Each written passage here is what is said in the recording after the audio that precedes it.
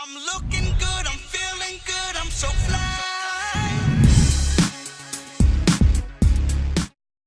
Just wanted to say that the purpose of this training is to really teach you everything you don't know regarding your metabolism and how to lose body fat. Let's face it, guys. It is so confusing out there in the world of weight loss, right?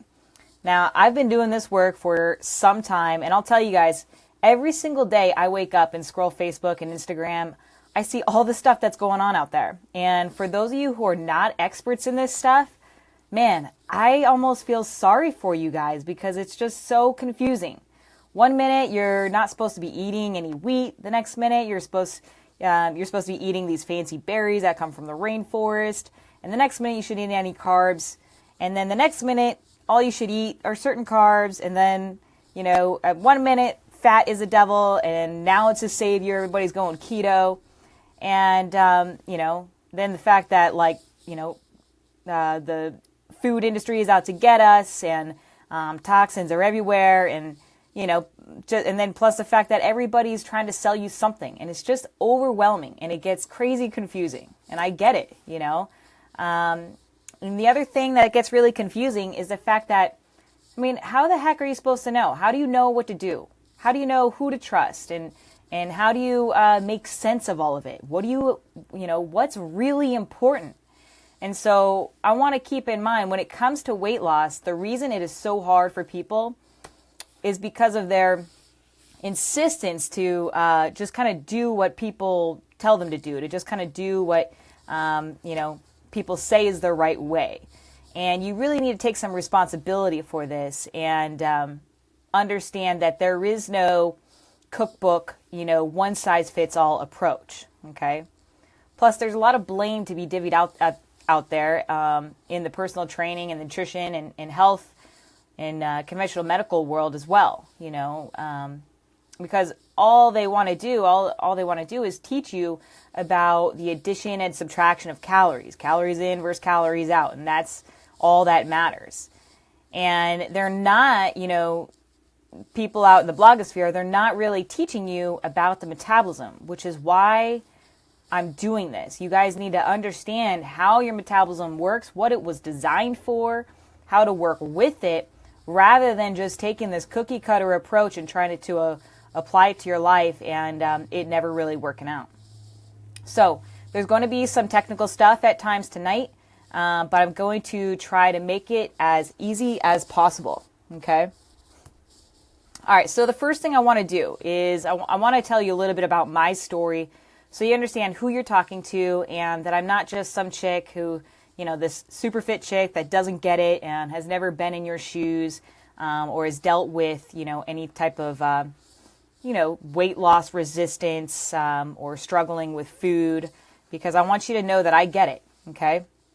I was a super fit. Yeah, I was super fit. And the thing is, so what happened is I started off, as a CrossFit athlete. I trained really hard, eventually made my way to the CrossFit Games. I made to the CrossFit Games in 2013. Took me a few years to get there. And everything was good. I turned my whole life around to make it there. And I tried to make it back the next year in 2014. I got hurt, so I tried to make it back the next year. I didn't qualify. I was one spot shy. And I tried to make it back the next year.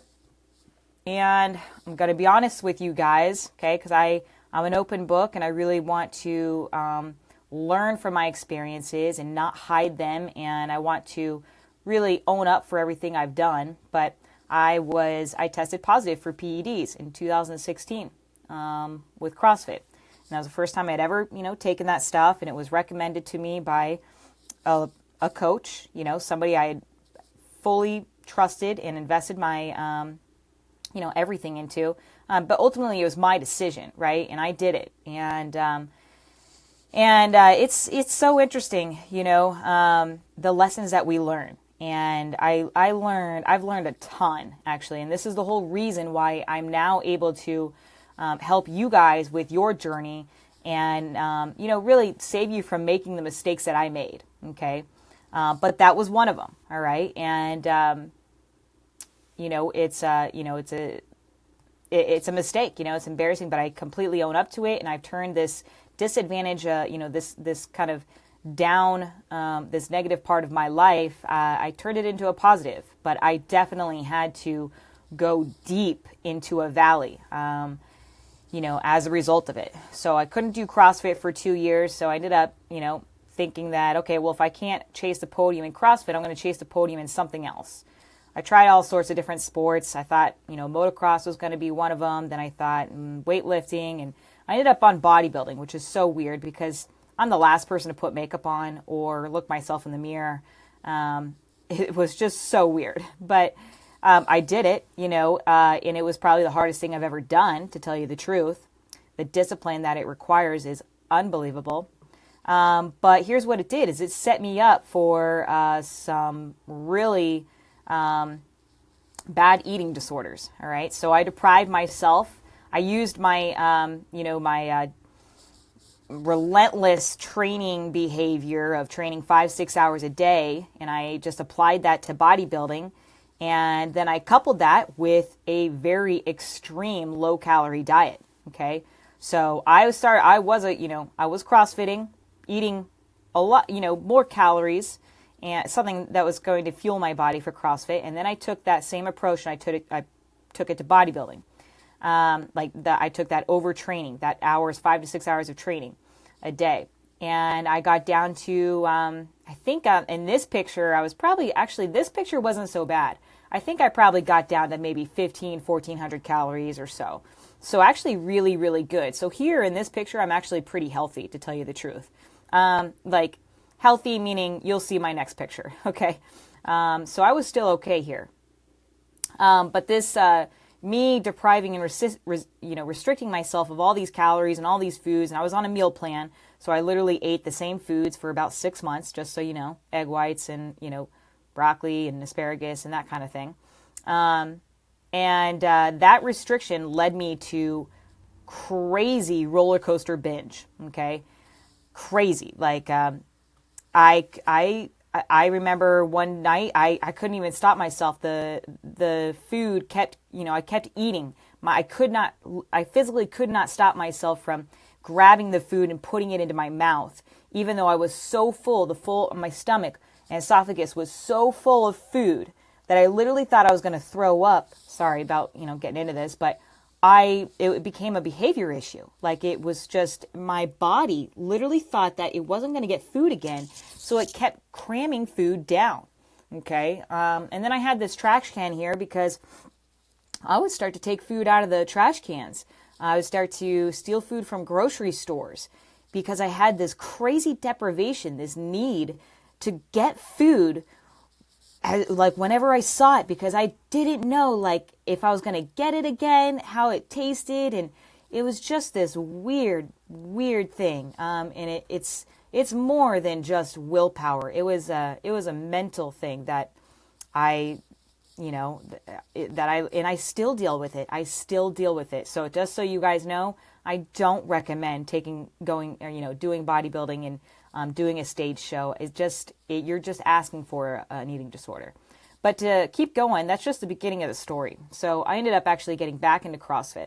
I was like, you know what, this bodybuilding thing, I really enjoyed CrossFit. So I started training with a friend again. But I also decided to do another show. I was like, you know what, because I won that show, and I thought, you know what, I want to go pro. I want to go all the way. That's how I usually think, right? And so my goal was to go to the Olympia, to qualify for the Olympia.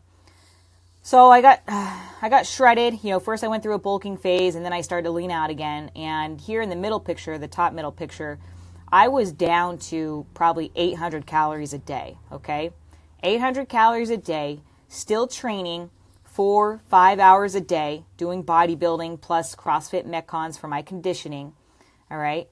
And then what you don't know, see with the picture that in the middle, that's the picture I would post on Instagram, just so you guys know. Okay.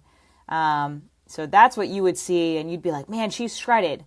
Well, what you don't know is how I looked in the morning. And this isn't even a good example. I should have put a different picture in here. On the top right. That is what I would wake up as in the morning. All right. And I didn't really know I had this problem until it was in the middle of the CrossFit Open, and I was actually trying to get back into the games. And I was training a lot, and I gained 20 pounds in 2 months. I gained 20 pounds in 2 months over or during the CrossFit Open, right? And we all know, if anybody's a CrossFitter in here, we all know how stressful that can be. And I was eating a lot, trying to... So at this point, so this is after the bodybuilding show, okay? So I leaned out, and then I started CrossFit back up. And I was eating more normal, probably not really that normal though, still 1,800 calories or so, so pretty low for training 4 or 5 hours a day.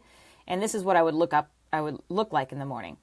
Well, I gained 20 pounds in 2 months, and I didn't really even notice that I gained that weight until I was actually babysitting a friend's dog, and I was going to the lake, and I was going to put my bathing suit on to do some cold water therapy, right? Some recovery stuff so I could train. And I couldn't fit one leg into my bathing suit. And I couldn't fit a single leg into my bathing suit, something that actually fit me, just less than a few months prior. And that's when I knew, holy shit, I gained this weight. I gained this weight and, so quickly, something's wrong.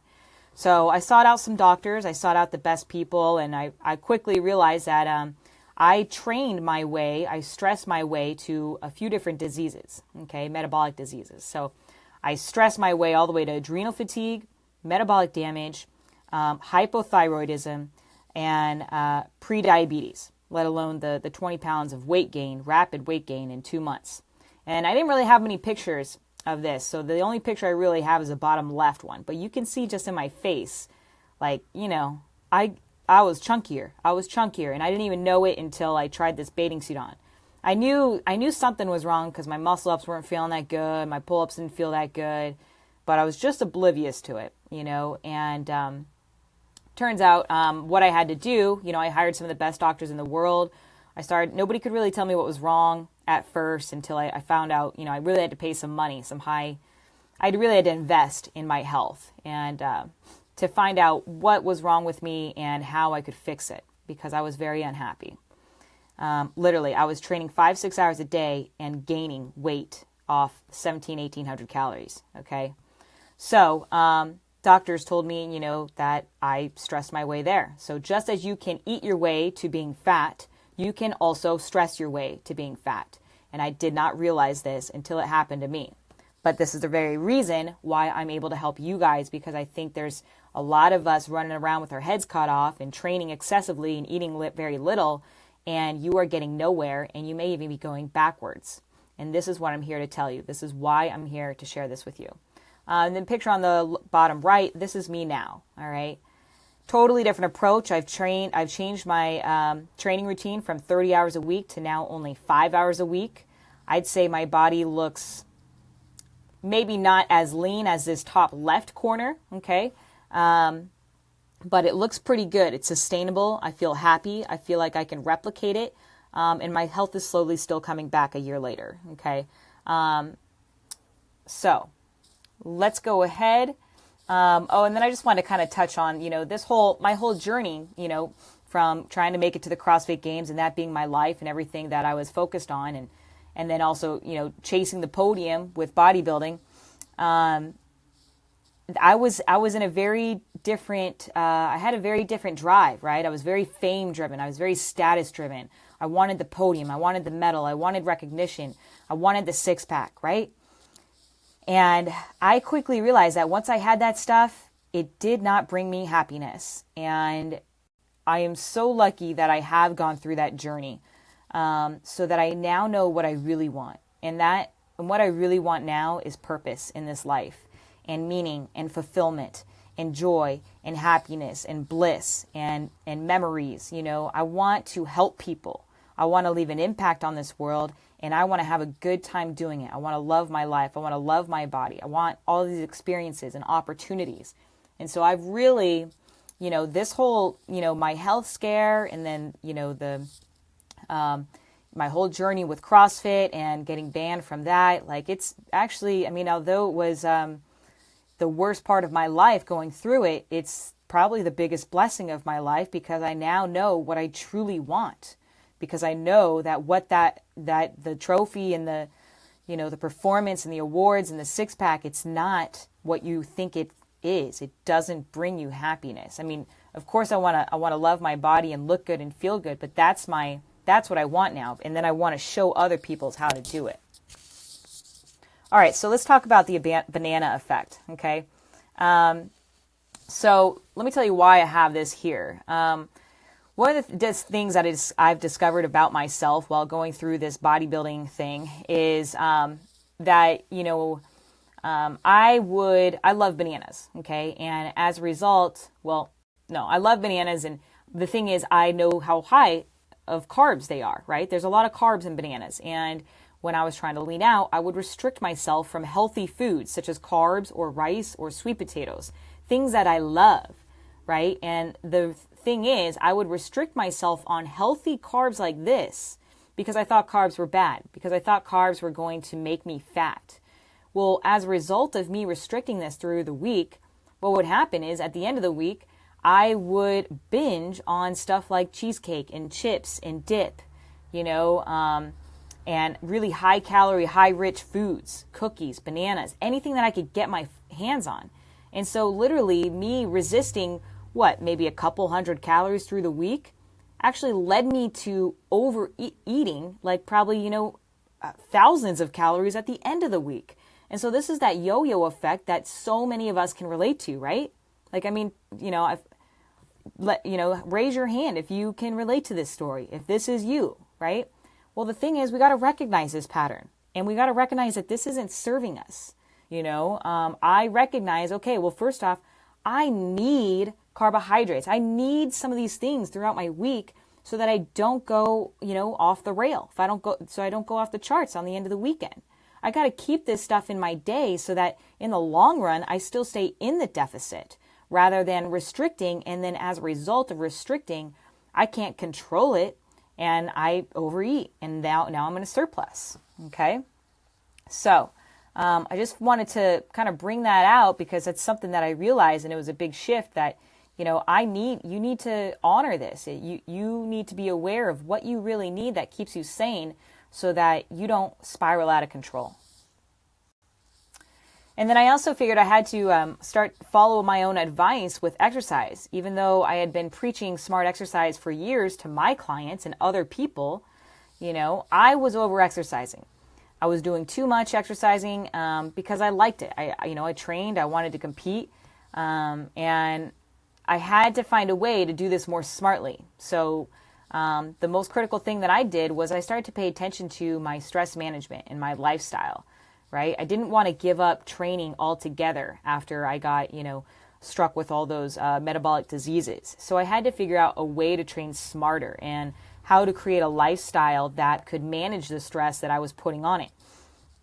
So I would do things like, walking. I started to do more mindfulness, rest and recovery type activities. And I had to devote a lot more time to this, outside of the gym. So I started, slow walking. And slow walking is something I've been recommending for years, but I'd never really done it myself.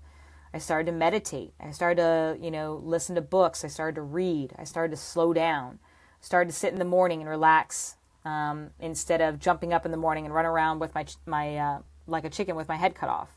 I started taking Epsom salt baths, longer showers, started hanging out in saunas. I started hanging out with friends, started spending money on spas and massage therapies and all those kinds of things. And it made a huge difference.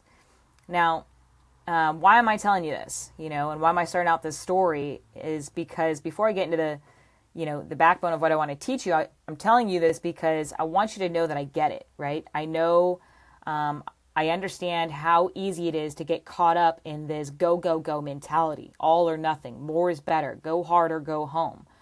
But I also want you to know that, and this is actually, and so this is what has helped me, okay? I basically had to exchange what I found. I couldn't just take training away because I did love it so much. I had to trade it in for more mindfulness activity, right? And as a result, I have been able to create these new opportunities, new experiences, new bliss, new joy, a new appreciation for fitness and the gym, and not feel like I'm trapped to the gym, not feel like I'm a slave to the gym, not feel like I have to get a workout in, or that my workouts have to be 2 hours.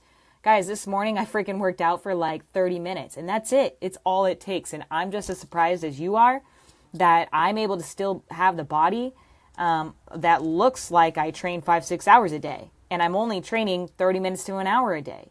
I mean, it's just crazy, and I love it. And that's what that's why I'm so passionate to show, that you guys can achieve this too. All right. We don't have to be these crazy addictive fitness fiends in order to have a body that we love. In fact, you're probably going to love your body way more, and you're going to be a lot more happier when you don't spend as much time in the gym, because you're going to be able to spend it with people you love, and making an impact on people, because you and I, we're different.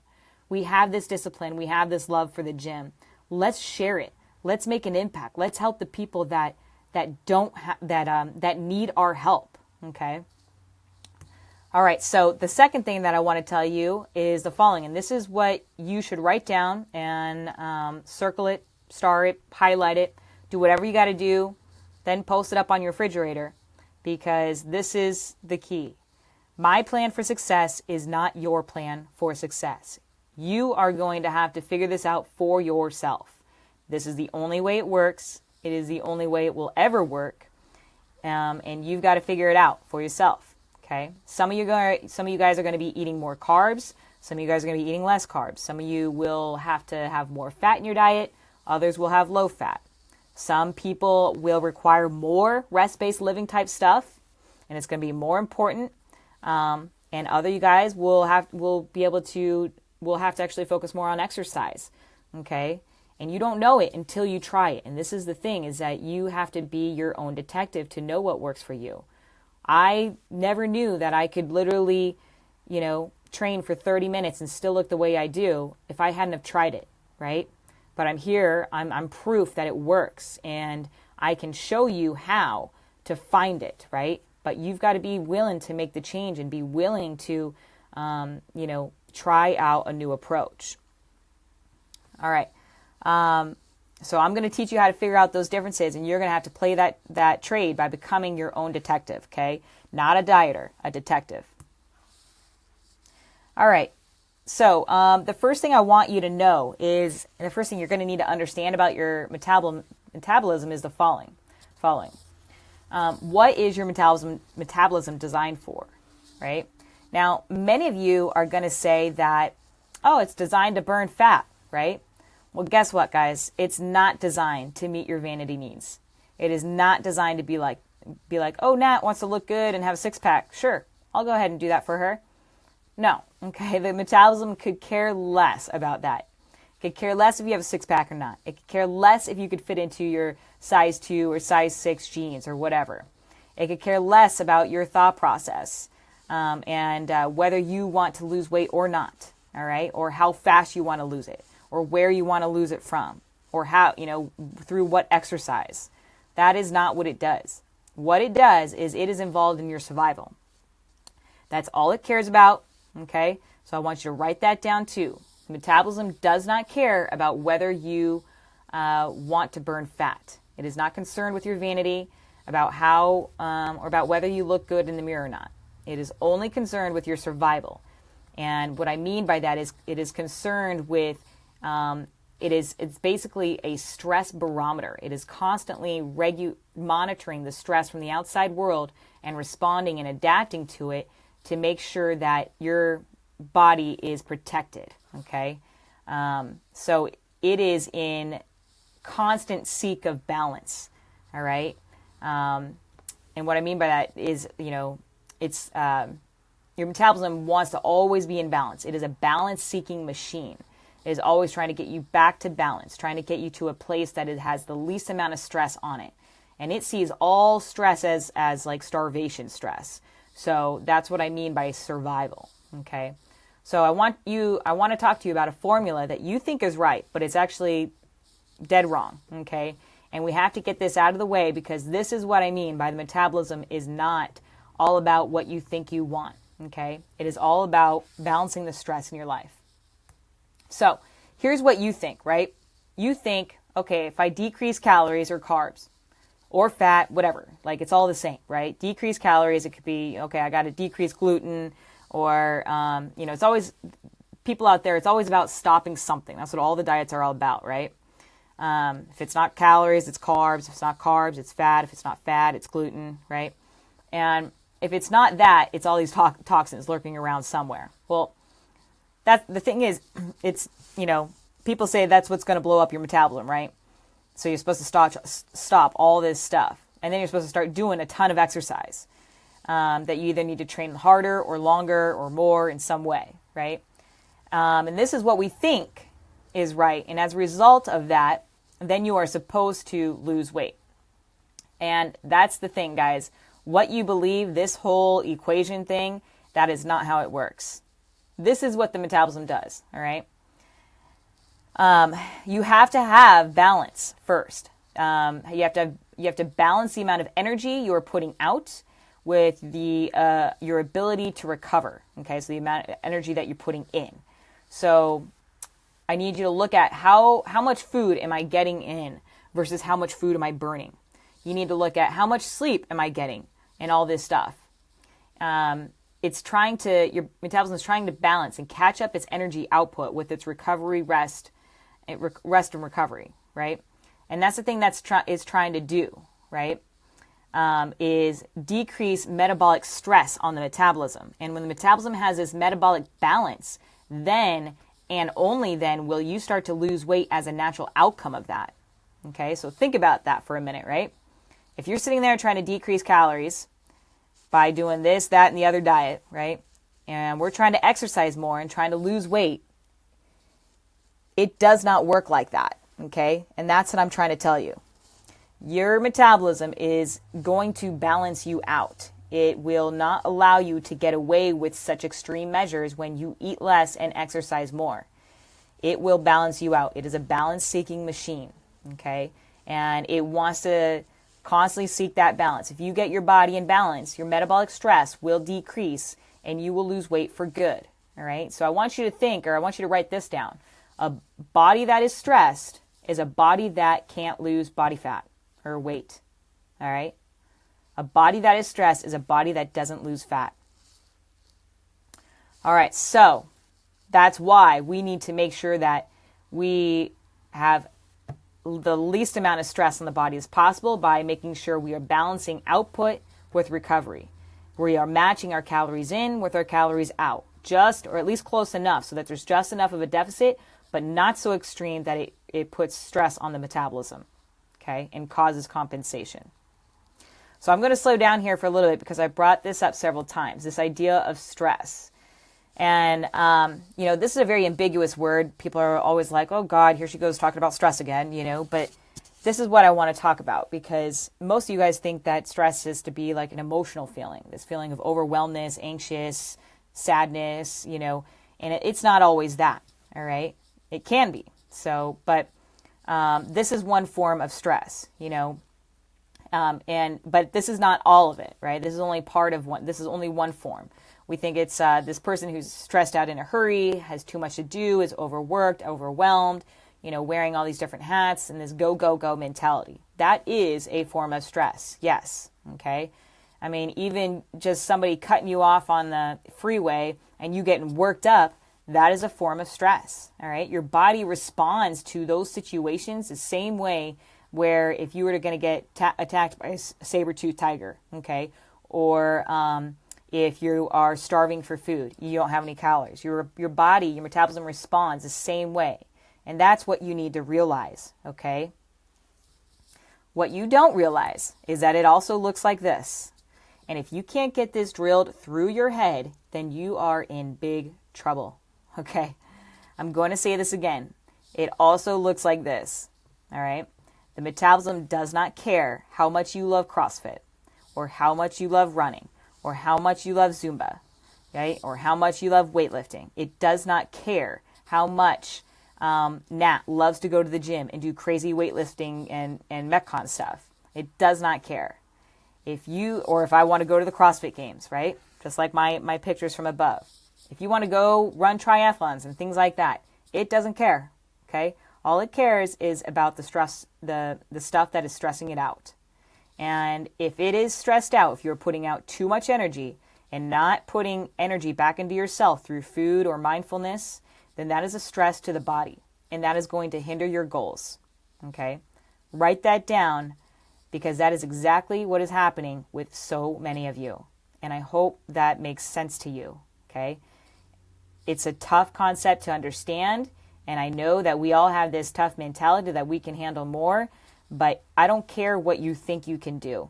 I saw myself as pretty much the female version of David Goggins. And guess where it left me, okay? Sick, fat, tired, and with all these different diseases and metabolic dysfunctions, okay? It's not worth it. And this is the hardest thing to understand, okay? And guess what else is the same kind of stress? This is, right? Cutting your calories, being obsessive about macros. I mean, are you kidding me? You trying to hit 5 grams within your macros? Like, that is such unnecessary stress that you're putting on yourself. It's ridiculous. Honestly, it is ridiculous. But you know what? I get it. I was there too. I was there too. Okay. But it is, the thing is, there is no perfect set of macros, as you'll find out here in a bit.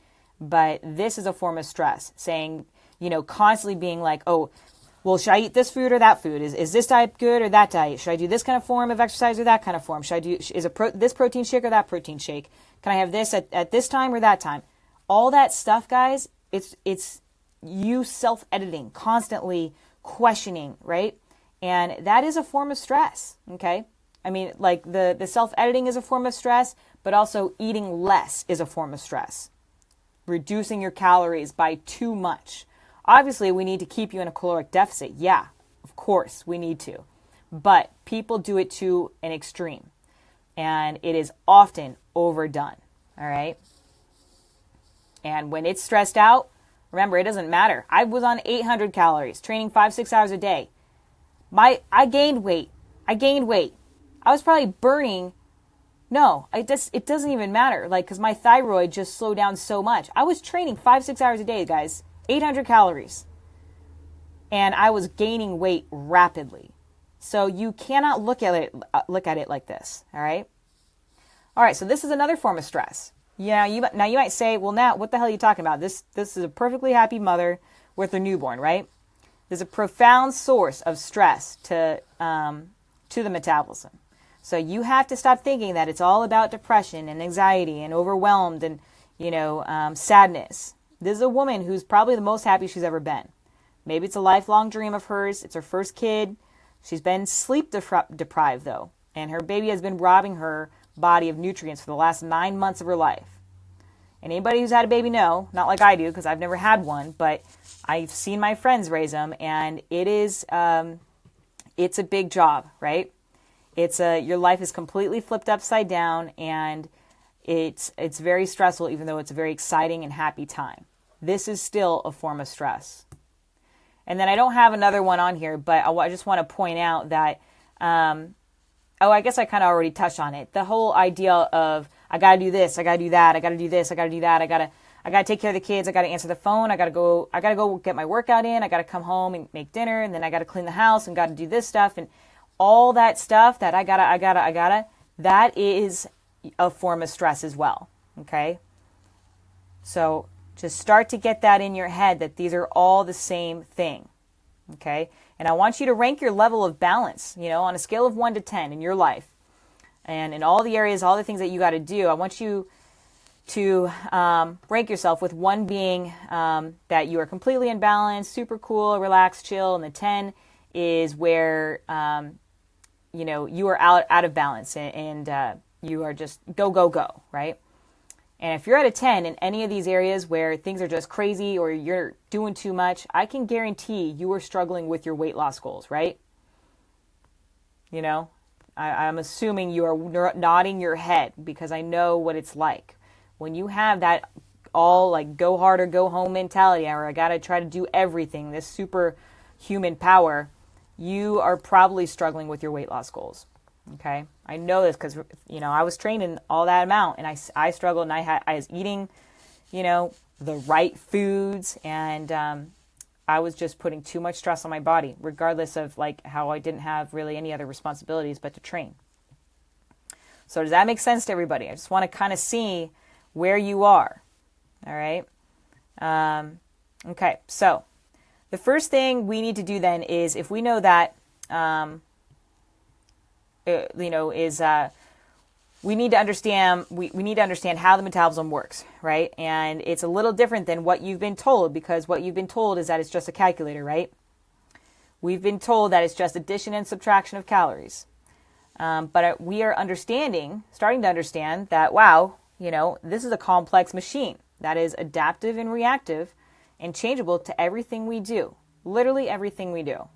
Minute to minute, hour to hour, meal to meal, your metabolism is changing, and it is constantly adapting and registering the stress that you put on your body. So what can we do? What we need to understand about the metabolism is, we need to understand we have to make sure that it is in balance, get us to a place of balance so there is less stress. Well, that's what I'm about to share with you guys, okay? Throughout my education with doctors and researchers and practitioners, and my own experience, coaching and training, I've seen 5 patterns emerge relative to the metabolism. They are so important, and I think that it is solely it is responsible for me having the reputation that I do and being able to help so many people get their lives back and their bodies back, is because of these 5 things that that are the laws of metabolism. Now, they're not real laws. These are just kind of like, theories, right? I call them laws because they've been the key thing that has helped me and all the people that I've helped. So I'm going to teach these things to you today, and they're going to end up becoming a staple for you. So make sure you can understand, so that you can make sure that you understand your body. If you understand these 5 laws, you will understand every bit of information you hear out there in the blogosphere, every bit of information you read in the news, everything you see on New York Times, CNN, Fox News, podcasts, all the health information on Dr. Oz, and all the stuff that's coming at you, right? If you understand these 5 laws, you're going to be able to understand, does that stuff really apply to me, or is it nonsense? Or, maybe it applies to some people, but does it really apply to you? Okay. And is it serving you, right? So let's go ahead and get started with these. So this is an overview of what the 5 laws are. The first one is metabolic compensation, law of compensation. And that is, if you do a thing to your metabolism, it'll push back against you. It's not a calculator or a chemistry set. It's a boomerang. It's a seesaw. It is a pendulum. It is anything that is adaptive and reactive, like a thermostat. Law 2 is metabolic multitasking, which just says that unless you're a beginner, the body does not like to be burning fat and building muscle. It is either in a burning mode or a building mode.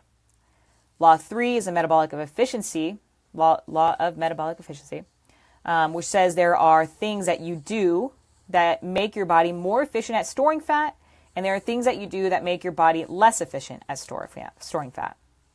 And at storing fat, this is very, very similar to going down and filling up your car, right? And the way that you drive that car is either making you burn less fuel or more fuel, okay? Now, in the case of your body, and unlike your car, you want your body to be inefficient at storing fat, right? We want it to be burning fat and more efficient at burning it. So, Law 4 is a law of metabolic individuality, which says what applies to one person may not or may apply to you.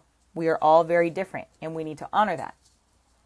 Law 5 is a law of cyclic entropy. And a lot of people get confused here because it's like, oh, what are you talking about? You're going to read my mind? No, I'm not. But this is basically the willpower law, which basically says your willpower is a battery. It is not something you have or you don't have. Okay, it is something that you can actually drain and charge up to make yourself make the right choices. All right. So, Law 1, law of metabolic compensation. It essentially says your metabolism is a seesaw. It is not a calculator. You eat less, what does your body do? It increases hunger and cravings. You know this. It's just a matter that you need to become aware of it. You exercise more, what does your body do? It increases hunger and cravings. You may not be aware of this, but you will now, all right? Exercise increases hunger and cravings. You get sleep deprived, what does your body do? It increases hunger and cravings. You have probably noticed this, but maybe you haven't really understood the correlation. You starve yourself, what does your body do? It decreases its metabolic rate. When you diet, aka starve yourself, your metabolic rate declines, right? And as a result of all this stuff, of you starving yourself, your hunger and cravings go up, right, for food and calories. And because your metabolic rate declines, you quickly gain the weight back, and you typically get fatter, and your fat parts get fatter, okay? So in other words, your body reacts in the opposite direction to every single thing you do. And the idea that you don't know that and don't have a way to deal with that is the very reason why you can go on a diet, do great for 10 days, and then be ravished and go on a Burger King binge for the next 2 months. You know what I'm talking about. It happens to me. It happens to you. You just need to understand and be aware of it. This is how the metabolism works. It is a seesaw. Okay. So here's how it happens. You eat less and exercise more, and what happens is your hunger goes up for food. Your energy goes down, giving you less motivation to want to go to the gym and move more. Cravings go up for calories, okay? And guess what? Your metabolic rate declines, and you get weight regain, except for one problem. You actually get weight regain plus some. In other words, what we now know in the world of weight loss research is that many of us are starting to hear more about this, and you will start to hear more of this as well. We're starting to see that dieting in of itself is one of the causes of obesity, okay? Because of the compensatory mechanisms that are put into play, how your metabolism pushes back by increasing your hunger and cravings and decreasing your energy. So dieting is the very reason you are having the problem of losing weight in the first place or being fat in the first place, okay? Isn't that earth-shattering when you think about it? It's crazy. Because, I mean, it's like, you mean to tell me the fact that I went on a diet is the very reason I gained this excess weight and the very reason that the weight is now harder to burn than it used to be? Yes, that is exactly what I am telling you. And the first law tells you that. All right, so here's the thing I want you to know about the first law, right? You might say, okay, Nat, I get this whole metabolic stress issue. I get that the metabolism is a boomerang or a seesaw. It's going to push back against me, but how do I know when it's doing it? The best way to look at hunger, energy, and cravings is to think, is my heck in check, right? That's what you need to ask yourself. Heck in check means your metabolism is in balance, right? It is not stressed out and it'll do what you want it to do. Heck out of check means your metabolism is in compensation mode and you are in big trouble and you need to switch your approach. Now, I want to give you guys an interesting thing to think about first. Isn't it interesting how the couch potato, the person who sits at home and eats like crazy and doesn't exercise, is hungry all the time, has cravings all the time, and energy is in the toilet? Okay? Now, at the same time, the person who is exercising constantly and not eating anything and they also have hunger and cravings and their energy is in the toilet, right? So both the couch potato and the dieter or the excessive exerciser, they both have their heck out of check, right? Why? It's because their metabolism is under stress in both situations. Both of them have their heck out of check. You have no chance, zero, to getting where you want to get, getting the body shape that you want, if your heck is out of check, if your metabolism is stressed out. It's the only thing I want you to know right now about law number 1 is heck in check means metabolism is balanced. Heck out of check means you are in trouble. That is all you need to know. Anything above a 5 on hunger and cravings is out of check. Anything less than a 6 is out of check for energy. Okay? All right, so we're going to go ahead and get the rest of this in the, or we're going to start to move on to law number, should say law number 2. That copy-paste game. All right, so metabolic multitasking. What does this mean? Well, here's what it means. Here's an overweight person, and now if they go on a diet, right, they eat less and exercise more. Let's say it's just a standard diet. So let's just say you're going to take up running, right? You're going to go run a marathon. So you're going to start marathon training and you're going to eat less. What is going to happen to you? You're going to burn fat. Yes, you will burn fat because you are creating a caloric deficit. Okay, but guess what? The body doesn't like to multitask. So it's not only going to, it's not going to keep your muscle on you too, right? It's going to burn your muscle and you're going to get a skinny fat look. All right. Now, on the other end of the equation is probably what you and I mostly struggle with more because of our love to lift weights. And yet we may not be eating appropriately, okay, because we are doing too much exercise, or I used to. And we get muscle fat, okay, because if you don't create the caloric deficit, you just go into building muscle underneath a layer of fat, and you're going to look like the Pillsbury Doughboy. And so this is what most people are doing, especially in America. Most people are in this situation where they're doing things in a way where they're eating less and exercising more, such as running for miles, right? Or just doing excessive CrossFit too, okay, if their calories are really low. And they end up getting skinny fat, okay, because that just burns up all your muscle.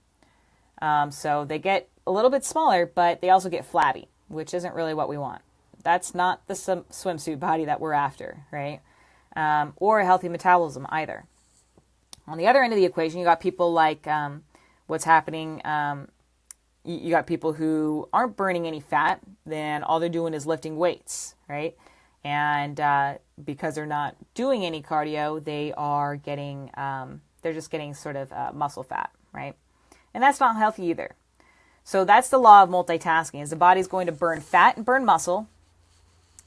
Or it's very difficult to do both, right? So it's either going to burn fat or it's going to burn muscle, burn fat and burn muscle, or build muscle and fat at the same time.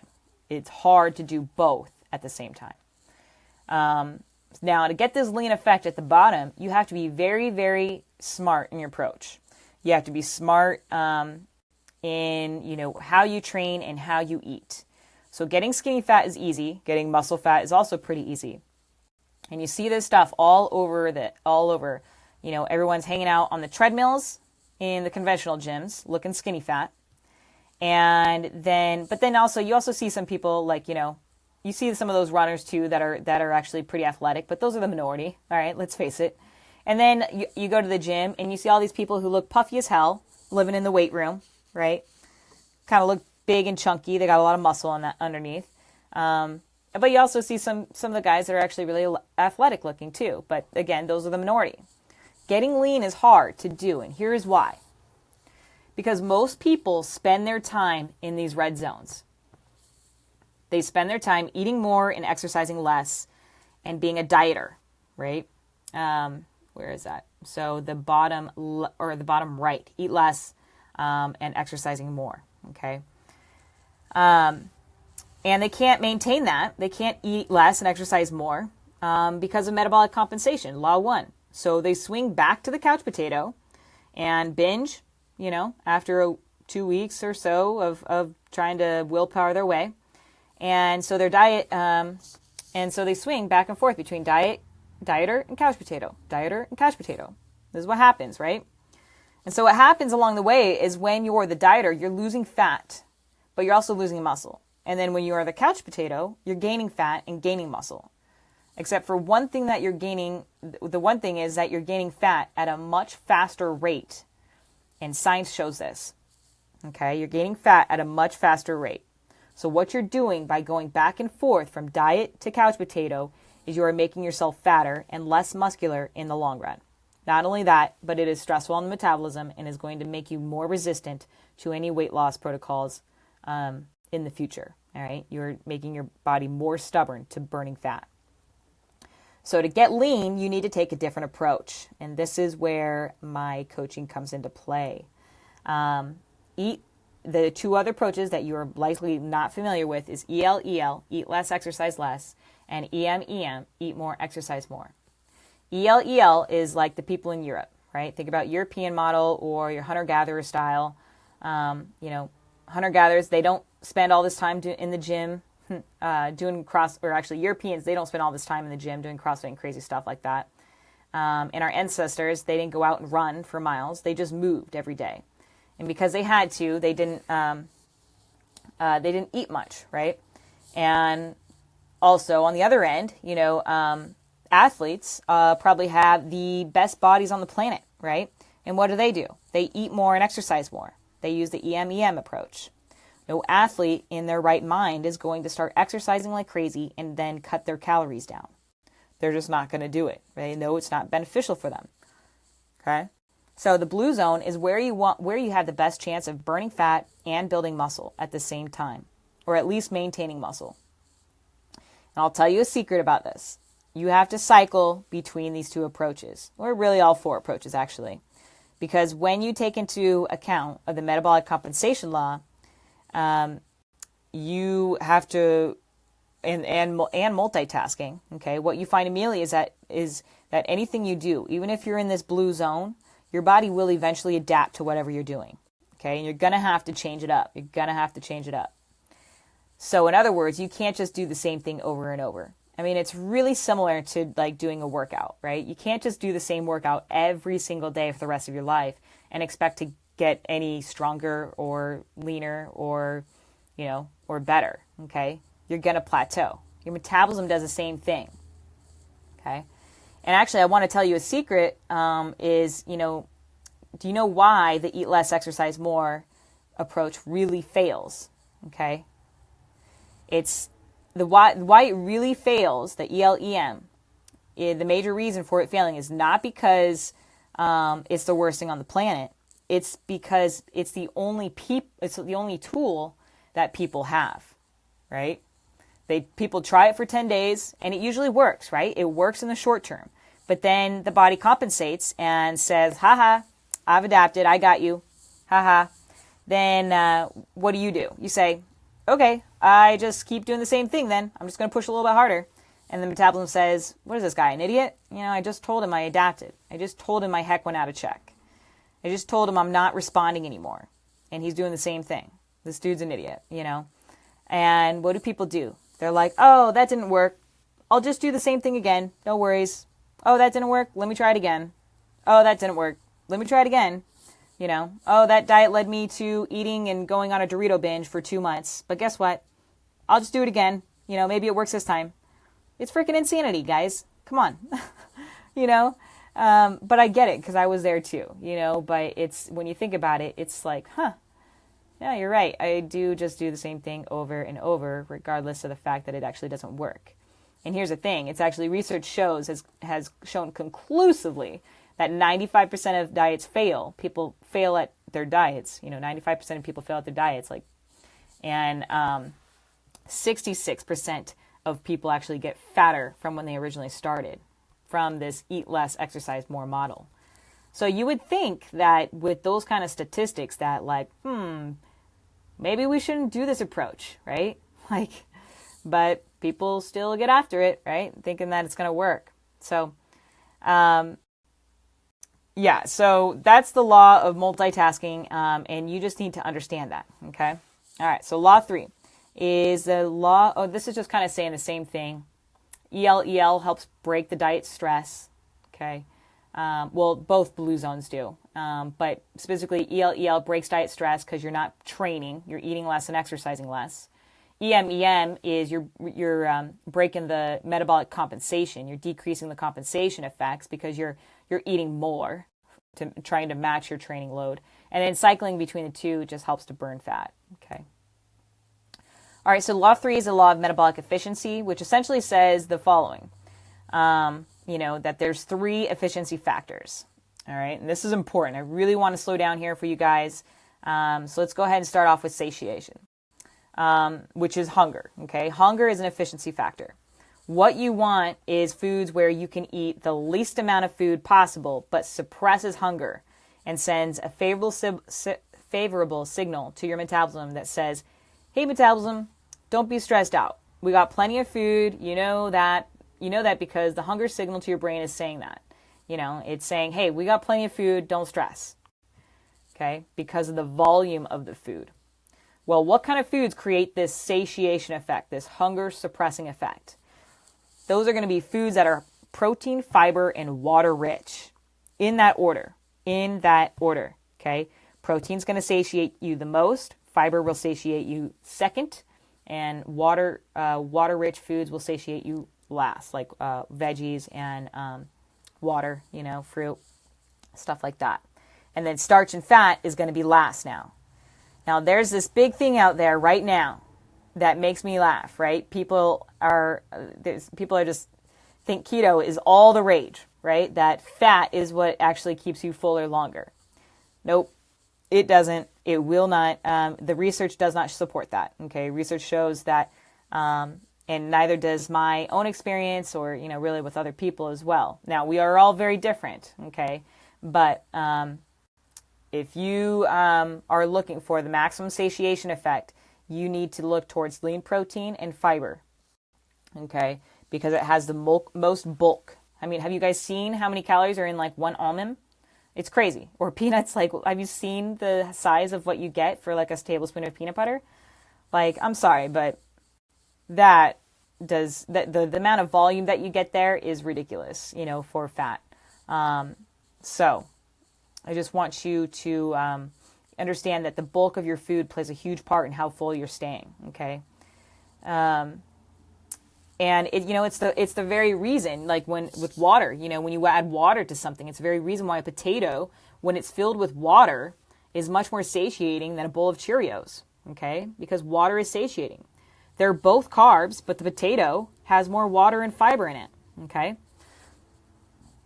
Okay. So you want to be thinking about that, about what I'm eating. You want your food to be very bulky, heavy in protein, lean proteins, fiber, and water-rich food. Now, let's go ahead and get to the fat because this is very important.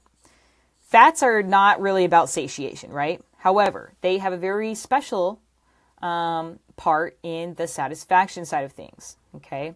Satiation is about hunger. Satisfaction is about cravings, like when you crave something that makes you satisfied. So I know what you're thinking. You're like, okay, Nat, I know lean protein and veggies are good. So how come when I eat nothing but chicken breast and broccoli, it doesn't really work in the long run? Well, the thing is, yeah, it fills you up. It makes you full by the end of the meal, but you are not dessert full, right? Dessert full. So you could be full, but if someone would put a cheesecake in front of you, chances are you're going to eat that, won't you? And that's because you didn't hit the satisfaction factor. We've all done this, right? When you order a meal and you're like, man, I'm full, but I'm just still hungry. I really could use whatever, That is a satisfaction factor. And this is what you need to keep in mind when you're choosing your meals, when you're choosing your foods. You need to have foods that you like, that you enjoy, so that you don't continue to eat even though your stomach is full of food. So when you eat, when you're thinking about the efficiency factor, you want a lot of bulk, right? And lots of protein and fiber. So basically a huge salad, chicken breast, and broccoli, right? And then you want plenty of water too, okay? And then what you want to do is add just enough starch, fat, sugar, okay, to the mix. Sugar, fat, salt, and starch to the mix to make your food enjoyable, right? To satisfy you. So for me, what I've discovered is if I don't have some type of carbohydrate or some crackers or something with my meal, I end up eating 500 to 1,000 calories more each night if I don't balance my meals out to give me that satisfaction piece, okay? I need something, so whether it be like from a dressing or crackers or, a sauce or something.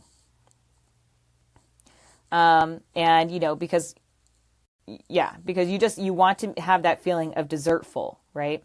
Because I'm going to be eating something that is sweet, or running out and trying to get some type of ice cream or something if I don't get a meal in that is actually satisfying. Okay? And I know this happens to all of you, right? Raise your hand if you know exactly what I'm talking about, right? About being full versus being dessert full. Okay?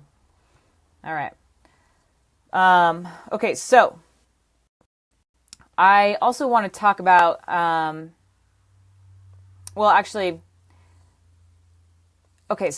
research does not support fat being the most satiating nutrient, right? Protein is, okay?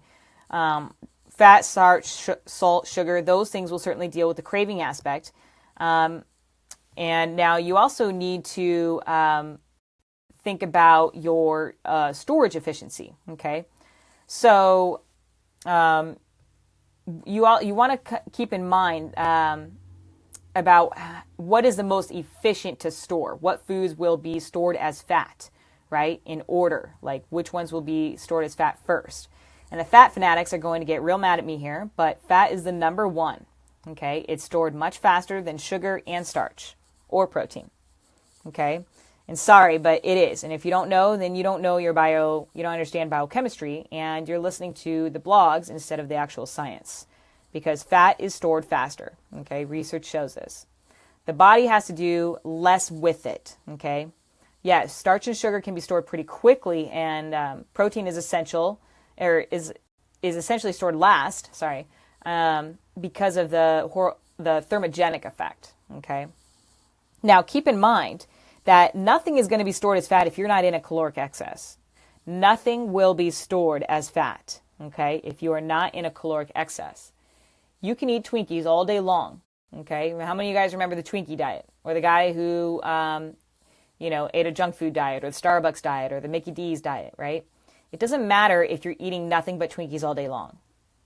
If you are in a caloric deficit, you're going to burn body fat. You're just not going to have the best physique looking thing, because you're not eating your protein to maintain muscle. It doesn't matter if you're eating broccoli all day. If you have, if you're in a... It doesn't matter if you're eating broccoli all day. If you're eating enough broccoli to put you in a caloric excess, you're going to gain fat, okay? So it's the same exact thing. The problem is that people, unless you're like an elephant, you're not going to be able to just overeat broccoli and chicken breast all day long. The thing is, people overeat sugar, fat, starch, and salt because it is so palatable. It tastes so good and is so easy to overeat, okay? But it also suppresses the craving. So the thing is that we want just enough salt, sugar, fat, and starch to make your food taste good, but not so much that it easily puts you into a caloric excess. Okay? All right, so does that make sense, right? So in other words, protein, fiber, water will fill your plates up. That's what you want to fill your plates up with, chicken, beef, steak, fish, all that kind of stuff. And then just add just enough fat, starch, sugar to make your food taste good. Okay. Now understand, we are all very unique. Some people really want more fat. That fat does actually is sort of their craving, and it satiates them more. And if you know that, great. That's exactly what I want you to understand, right? Some of you guys realize, hey, I need more starch. It's what satisfies me. Having more starch actually leads me to eat less during the day. And if you know that, great. I want you to know that. That's you becoming a detective and doing what works for you. Okay? It's very important. All right. So, in as far as efficiency with exercise, it comes down to this. There's nothing wrong with running. The idea that running makes you fat is just not, it's not based in science at all. Running does not make you fat. Running burns fat. The problem is running can create hunger and craving responses as well. It is notorious for doing that in the research. Okay. So what I mean by that is you go out for a long run and guess what happens? Typically, not for everybody, but, because we're all so different, typically hunger and cravings will rise as a result of the longer the run you go, okay? Also, you definitely burn calories and fat when you're running, but the burning stops right when the run stops, okay? Usually that's not the same for weight training, okay? It doesn't burn as many calories during the workout, but it burns more after because of the recovery and repair process that happens.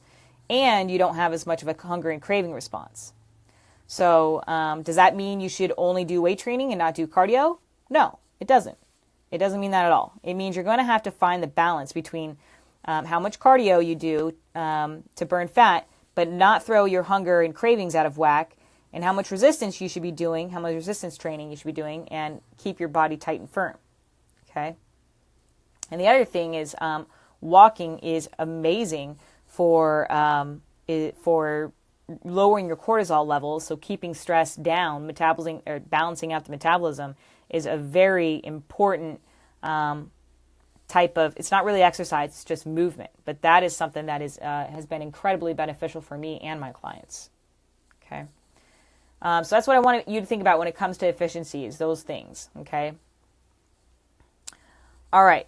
The other thing is, there's some other things that are blowing out of proportion right now in the blogosphere, such as gut bugs, probiotics, this guy up here on the left. It has a profound effect, and we're finding out more and more information, and bad bacteria can grow from eating more processed foods, basically. So choosing the right foods is going to be important for bacteria in your gut, okay? The other thing is this idea with food allergies, gluten and stuff. Yes, gluten is a huge issue for a subset of people, but it's way more than we used to think, but it's not for, it's not as important for most people. So for most people, should they be cutting out their gluten? No, they shouldn't. You need to know if you're having, you need to know if you have a gluten problem or not. Okay. And that's pretty easy to do for some people and tricky for others. And that's kind of when I come into play, is if you're not sure if you have a gluten problem, you come and see people, like me, and I help you work through that. Then there's also some other thing about toxins in the environment, right? Things like metal and cadmium and mercury and persistent organic pollutants and pesticides and those kinds of things.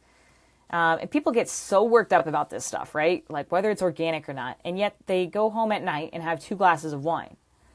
And it's just interesting because it's like we have people saying that don't eat this organic stuff. Don't eat these pesticides. They'll make you fat. But then they go out and buy wine or alcohol. When we know that wine and alcohol is a known toxin. It's one of the best studied toxins out there on the planet. So, it just doesn't make any sense. If you're going to be worried about organic food versus pesticide broccoli, I would rather you do a bucket load of pesticide broccoli versus drinking alcohol every night. Okay? Guess which one is a known toxin? And is more research showing that it's going to be a toxic to your system? It's alcohol, okay? It's alcohol. So you need to make sense of this stuff. We need to make sense of this. I'd rather you eating pesticide-laden broccoli for the storage and satiation effect than an organic cookie any day of the week. And you need to start thinking about this when we're talking about efficiency. So, does that make sense? All right, guys, last one, okay? Or last 2. Okay, law of metabolic individuality. This means you have to become a detective. You need to think about your individual metabolic expression. Some of you are like, Nat, fat is the only thing that satisfies me. Fat, and if you know that, then good. That that fat works for you, more fat. Other people are like, Nat, I gotta have X in my diet, or Nat, I gotta do running because it keeps me lean and I don't get cravings. And I'm like, great, do it. If it works for you, then great. If you're seeing results and your heck isn't out of check, then keep doing it. Okay. Everyone's level of stress is a little different. Some people go for a 30-minute jog and it registers as a profound stress. Other people who, are maybe better trained or just different metabolically can go for a 2-hour run and it feels great. So you need to understand and honor your own psychological sensitivities. You also, if you get stressed out, or you're going through a romantic breakup, if you get overloaded at work with stuff, does that cause you to eat less or eat more? Does that put you in a balanced state or an unbalanced state? Okay. What ways is it throwing your metabolism out of balance? Then you're going to need to deal with that. Maybe you go to work out and maybe you need to, or maybe you need to meditate, or maybe you need to call up a significant other and talk to a good friend, I personally, I like to do walking. I like to do some slow walking, just to chill out and hang out in nature. That's what really helps me calm down. Psychological sensitivities are huge. And the next one is personal preferences. So this might be the most important thing on the planet when it comes to weight loss. Okay. And here's what we're doing. Here's what most people are doing. They're like, okay, I read this book and the book said I said I shouldn't do this and I should do that. And then so I did that thing that it told me to do and it didn't work. And the reason you did that and it didn't work is because you didn't do what works for you. You just wanted a quick fix, an off-the-shelf food list that was not designed for you. And most of these diets, what they do is they take this approach. They basically take the do not eat this list, right? Do not eat this approach. And instead of doing what you should be doing, it's saying, listen, what are the foods that what you should be doing is saying, what are the foods that I love, that I do not want to be without? And what you want to do is think about how many of these foods can you eat every single day while still getting results. That is a very different approach, okay? And that's why personal preference matters. If you don't like to lift weights, then guess what? You're going to lean towards more cardio, and that's fine. You'll probably have to do some weight training if you want to get the results, but you'll just do the bare minimum, right? And if you're someone who loves weight training, then you probably won't run as much. You're going to just do the bare minimum, okay? And that's totally cool. So understand that just, don't think that there's a right and wrong way. You find out what you like and you do just enough of the stuff that you don't like to keep having the results that you want, okay? So the idea is becoming a detective, understanding that it's not about the carbs, it's about the right amount of carbs. It's not about the fat. It's about the right amount of fat. It's not about no cardio. It's about finding the right amount. It's not about lifting weights in a particular way. It's about finding the right amount, not too much, not too little, right? Not too little, just right, the Goldilocks zone. And being a metabolic detective, this is what you need to do. And one of the biggest things I can tell you is we go through this training with the Fit Addicted Institute is the following. And this is where you guys will get crushed. This is why things won't work for you. This is where you have to let go of your biases, and it does not happen overnight. So you got to ask yourself, is this strict adherence to paleo diet or keto diet or, training 6 days a week, is it helping you or is it hurting you? Okay. You have to ask yourself that, and you have to be open to trying new things. And I think you need to be, super open if you're going to be, especially if you're not getting results. All right. You need to be giving up your biases and becoming a detective. And the last law is the following, and then we're going to get into, I guess that's actually going to be it. Okay. And it's the law of psychic entropy. It's the law of willpower. So why is it that we crave chocolate, fat, sugar, and all those good things over an apple? Have you guys ever noticed that, how some days you can't hold yourself back from that stuff, but then other days when you just had a great day, you feel balanced, you feel good, you got to work out, sleep in, go for a walk, and you came home and you're just sitting there and you have the chocolate there, but you also have the apple, and you actually go for the apple, you actually want the apple. Why is that? Sometimes we can easily say no to the chocolate, and other times we can't, right? It's almost like we get possessed, and it's not that we're possessed, it's the following. It's that willpower is not something you have or don't have. It's like a battery, and on those days when you have not charged up your battery in the right way, on those days where you've pushed your metabolic stress too far, those are the days when you're not going to be able to say no. So you might say, well, Nat, what kind of things drain my willpower battery? Well, these are the kinds of things, okay?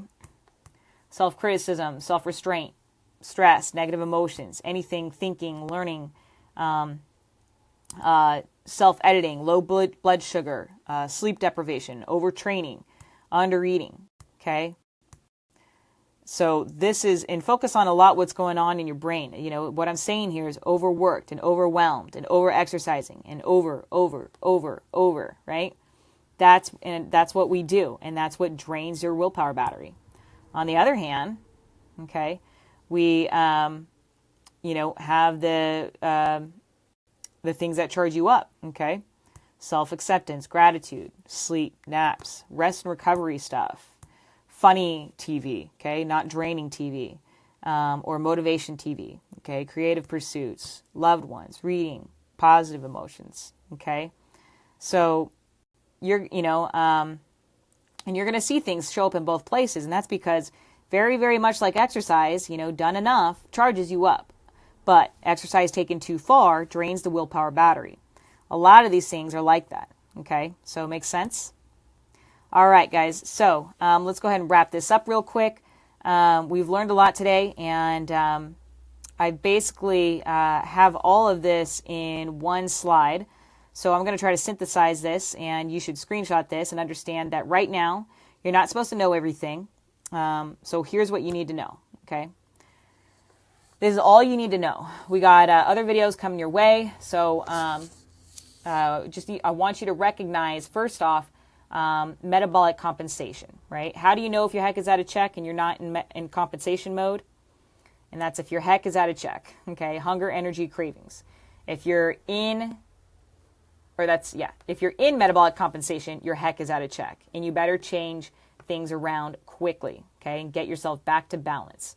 Otherwise, you're going to start suffering the weight regain, okay? So you want heck in check, hunger, energy, cravings, so you want to be in control. As soon as that gets out of check, you're going to be in compensation mode. The other thing is to make sure you cycle your approach. If you're doing an eat less, exercise more, it's not that that's bad, except you can't do it forever. You do it until you feel the body compensating, and then you slightly adjust your approach to some degree. Okay, so recognize metabolic compensation, cycle your approach, learn to know when the metabolism is out of balance, and learn to adjust when it goes out of balance. Is all we're saying here. The next thing is when it comes to eating. Now we're going to get into the individual aspects of this. Want to focus on protein, fiber, water-rich foods. Okay, to keep you fuller longer, and then you just want to add just enough. Starch, sugar, salt, and fat to make your food taste good, okay? Okay, so that's how you think about this, and then let's see, what are we at? Okay, and then all the other thing is we want to make sure we're focusing a lot on weight training and adding just enough cardio and fun, okay? Again, we want just enough training, too. We're not too much, not too little, okay? All right. Now, let's see, did I want to say something else about that? And just keep in mind, we want just enough because of compensation effects, right? Too much exercise, not only will it be a stress on the body, but it'll also stimulate your hunger and make it less easier for you to be in the deficit, okay? And cause you to be that muscle fat or skinny fat, okay? So the next thing you want to do is find, create, and do what works for you, okay? That is the number one rule, is to do what works for you. Stop relying so much on what people like me tell you what to do, and start relying more on yourself to find what works for you. I'm going to say this again. Stop relying so much on people like me to tell you what to do, and start relying more on yourself to find out what works for you. This is a key component here. Finally, get very savvy about building a big, well-charged willpower battery, which means paying very close attention to your lifestyle, playing with your kids. Does that charge up your battery? Fantastic. Does hanging out with your pets charge up your battery? Great. Do that. Do all the things that charge up your battery. Go for a walk with your significant other, and see how that charges you up. Do all of those things, and it will be much easier for you to have a greater willpower at the end of the day. All right, so I'm going to leave this up for a second. Screenshot it if you're going to get the recording of this. But this is the stuff I want you to focus on, and that we'll be talking about all week.